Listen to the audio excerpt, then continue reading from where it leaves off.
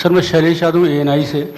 अभी हाल ही में चुनाव संपन्न हुए हैं जम्मू कश्मीर और हरियाणा में, और लोकसभा इलेक्शन के बाद देखा गया है कि एग्जिट पोल जो हैं एकदम उल्टे रहे हैं या जो है एकदम गलत साबित हुए हैं। और इसको लेके पब्लिक में सवाल ये उठता है कि एग्जिट पोल में तो सरकार इनकी बन रही है और नतीजा उल्टा है, उस पर ईवीएम पे सवाल उठाए जाते हैं, जिसकी शिकायत आपसे कुछ पार्टियों ने करी थी, जिनका एग्जिट पोल में ये था कि सरकार बन रही है और जब ईवीएम का रिजल्ट आया तो सरकार बदल गई। तो इस तरह के एग्जिट पोल को लेके आपका क्या कहना है, क्योंकि सवाल जब उठते हैं तो आपकी तरफ से जो है बाहर नहीं आता है कि क्या इलेक्शन कमीशन सोच रहा है इस पर। ഇന്ന് മഹാരാഷ്ട്ര ജാർഖണ്ഡ് നിയമസഭാ തെരഞ്ഞെടുപ്പുകളും അതോടൊപ്പം കേരളത്തിലെ അടക്കമുള്ള നിയമസഭാ ഉപതെരഞ്ഞെടുപ്പുകളും പ്രഖ്യാപിച്ചുകൊണ്ട് വാർത്താ സമ്മേളനം നടത്തിയ മുഖ്യ തെരഞ്ഞെടുപ്പ് കമ്മീഷണർ രാജീവ് കുമാറിന് നേരെ ഉയർന്ന ഒരു പ്രധാനപ്പെട്ട ചോദ്യമാണ് നിങ്ങൾ കേട്ടത്. ആ ചോദ്യം മറ്റൊന്നുമല്ല, ഈ കഴിഞ്ഞ ലോക്സഭാ തെരഞ്ഞെടുപ്പ് മുതൽ നടന്ന എല്ലാ തെരഞ്ഞെടുപ്പുകളിലും ഫലം എക്സിറ്റ് പോളുകൾക്ക് വിപരീതമായിരുന്നു. അതോടൊപ്പം ഇപ്പോൾ അവസാനം നടന്ന ഹരിയാന നിയമസഭാ തെരഞ്ഞെടുപ്പിൽ ഉൾപ്പെടെ EVM അട്ടിമറി ആരോപണങ്ങളും ഉയർന്നിരുന്നു. ഇത് സംബന്ധിച്ച ചോദ്യമാണ് രാജീവ് കുമാർ എന്ന മുഖ്യ തെരഞ്ഞെടുപ്പ് കമ്മീഷണർക്ക് നേരെ ഒരു മാധ്യമ പ്രവർത്തകൻ ഉയർത്തിയത്.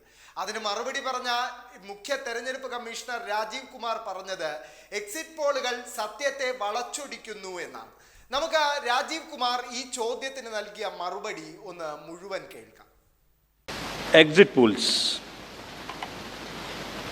Actually, I didn't want to touch this subject, but since you are asking,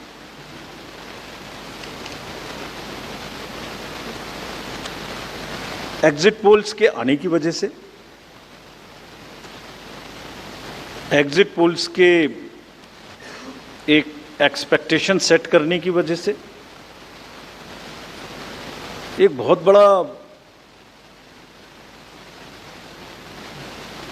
let me explain, एक बहुत बड़ा डिस्टॉर्शन पैदा हो रहा है. ये आप सब लोग यहाँ हैं, ये एक आत्मचिंतन का और आत्ममंथन का भी विषय है प्रेस के लिए, खासतौर से इलेक्ट्रॉनिक मीडिया के लिए.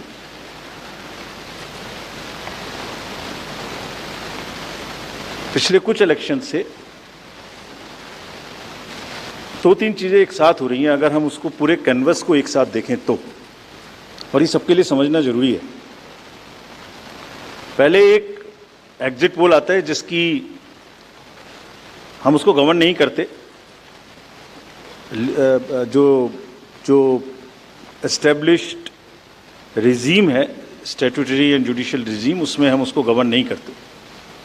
लेकिन एक खुद के आत्मचिंतन की ज़रूरत ज़रूर है कि वो उसका सैंपल साइज़ क्या था, उसका सर्वे कहाँ हुआ, उसका रिजल्ट कैसे आया. अगर मैं उस रिजल्ट से मैच नहीं किया तो मेरी क्या रिस्पॉन्सिबिलिटी है, कहीं कोई डिस्क्लोजर्स हैं कि नहीं है, ये सब देखने की ज़रूरत है बहुत सख्त. There are bodies which govern this. There is NBSA, there are other bodies which self-regulate, and I am sure the time has come that the associations, bodies which govern will do some self-regulation. Because इसी से जुड़ा हुआ दूसरा विषय है जो कि बहुत ही इम्पोर्टेंट है. जिस दिन पोलिंग खत्म हुई उससे रफली थर्ड डे काउंटिंग होती है. तो आज शाम को 6 बजे से एक एक्सपेक्टेशन राइज हुई. सबने सोचा ये होने वाला है, जिसका कोई साइंटिफिक आधार, जिसका कोई लीक पब्लिक में डिस्क्लोजर में नहीं है. जब काउंटिंग का समय शुरू होता है तो 8:05 और 10 मिनट से रिजल्ट्स आने शुरू हो जाते हैं, जिस नॉनसेंस. आप बताइए, मेरी पहली काउंटिंग 8:30 बजे शुरू होती है और हमारे पास प्रमाण है इस बार कि 8:05, 8:10, 8:15 पर आने लगा इतने की लीड, इतने की लीड, इतने की लीड, इतने की लीड.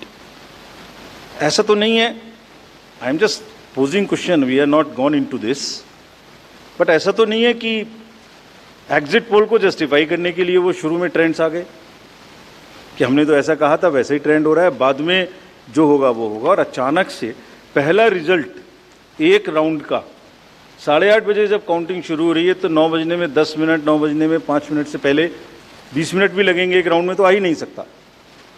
और हम उसको 9:30 बजे वेबसाइट पे डालते हैं, 9:31 पे एग्जैक्टली. कभी भी देख लीजिए एक के बाद एक. 9:30 पे हम उसको अपनी वेबसाइट पे डालते हैं, फिर 11:30 पे डालते हैं, फिर 1:30 पे डालते हैं। चलिए, आपके कोई कॉरेस्पॉन्डेंट वहाँ मौजूद थे, उन्होंने पहले बता दिया। प्रोसेस काउंटिंग में रिजल्ट को स्क्रीन पे दिखाना पड़ता है, एजेंट के साइन लेने पड़ते हैं, ऑब्जर्वर से जस्टिफाई कराना पड़ता है, तो ऑफिशियल साइट पे आने में आधा घंटा लग सकता है। लेकिन 9 बजे से 9 बजने में 10 मिनट से पहले कैसे आते हैं? और उससे क्या होता है, एक तो एक्सपेक्टेशन है एग्जिट पोल्स की, उसके बाद 8:45 बजे तक मैंने दिखा दिया उसी के मापदंड से कि वो लीड कर रहे हैं लोग। तो वास्तविक रूप से जब वो एक्चुअल रिजल्ट्स आने शुरू होते हैं तो एक मिसमैच होता है, and that mismatch is also giving this can lead to serious issues sometimes. Even the gap between expectation and achievement is nothing but frustration.